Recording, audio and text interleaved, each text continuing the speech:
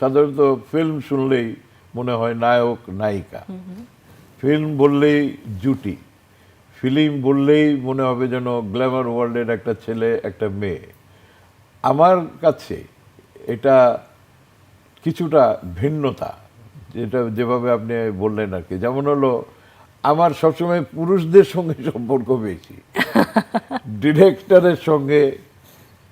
আমার কোয়ার্টিস্ট হিসাবে নায়কদের সঙ্গে, রাজ্জাক ভাইয়ের সঙ্গে যতটা সুন্দর সম্পর্ক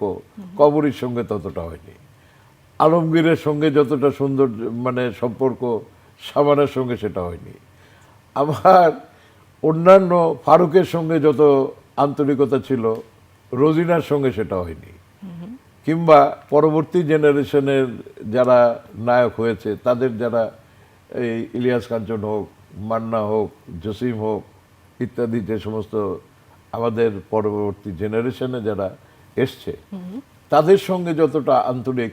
এবং সুন্দর বন্ধুত্ব ছিল, ভাইয়ের মতো সম্পর্ক ছিল, এইটা যে কোনো কারণে নায়িকাদের সঙ্গে আমার সেরকম কোনো সম্পর্ক হয়নি।